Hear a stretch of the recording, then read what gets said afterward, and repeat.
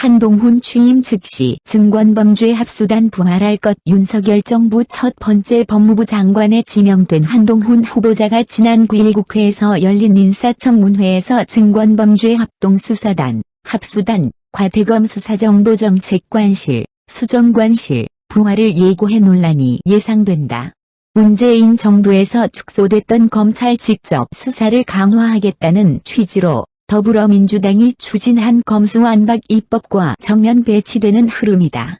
특히 검수완박에 대해 위헌 소지가 크다며 반대 입장을 명확히 한 후보자가 취임 후 부패경제범죄로 축소된 검찰 직접 수사 범위에 어떤 방식으로 재량을 부여할지 관심이 쏠린다.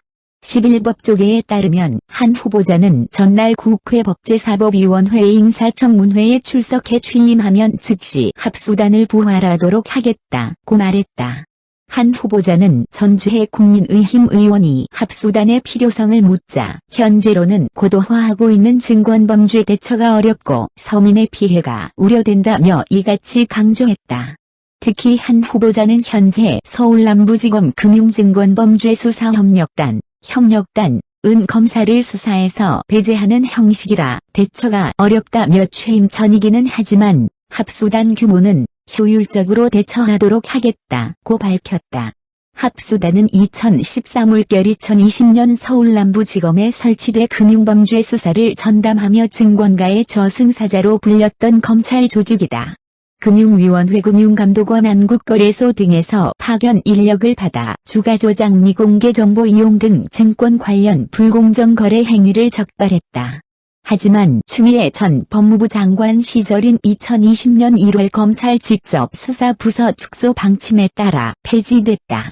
대신 협력단이 지난해 9월 출범하면서 합수단의 명맥을 일부 이어갔지만 비직제로 운영돼 인력 구성이 제한적이었고 검사의 직접 수사를 배제해 실효성이 떨어진다는 평가가 나왔다.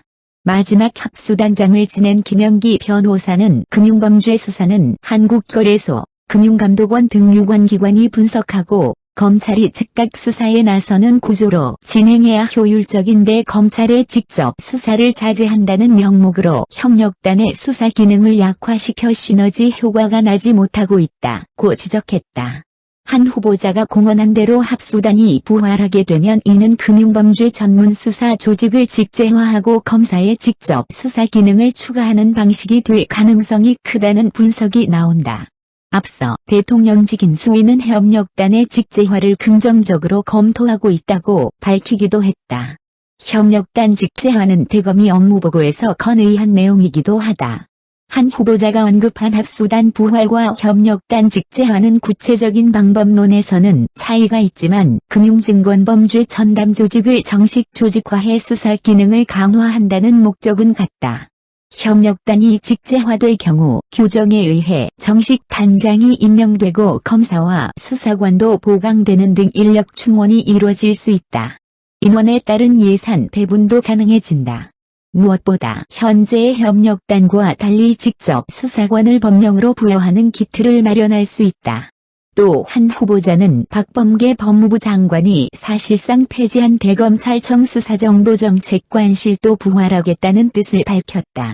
한 후보자는 청문회에 앞서 국회에 제출한 서면 답변서에서 수정관실 폐지에 대해 대검의 수사 정보 수집 부서를 폐지하면 부패경제 범죄 등에 대한 검찰의 직접 수사 기능이 형해화될 우려가 있다며 반대 입장을 밝혔다. 이어 그는 대검 정보수집 부서의 순기능을 살리면서 부작용을 방지할 수 있는 바람직한 조직 개편제도 개선 방안을 신중히 검토하겠다며 수정관실 부활을 시사했다. 대검 수정관실은 각종 범죄 정보와 첩보를 모아 수집하는 조직으로 검찰총장의 눈과 귀로 불렸다. 수정관실은 문재인 정부에서 검찰개혁 대상으로 꼽히며 기능이 지속적으로 축소돼 왔다.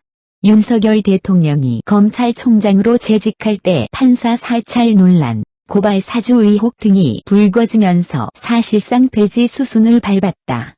문재인 정부가 추진한 법무부의 달검찰화 역시 주요 직위에 검찰 인사를 기용하는 예전의 형태로 어느 정도 돌아갈 것이라는 전망이 나온다.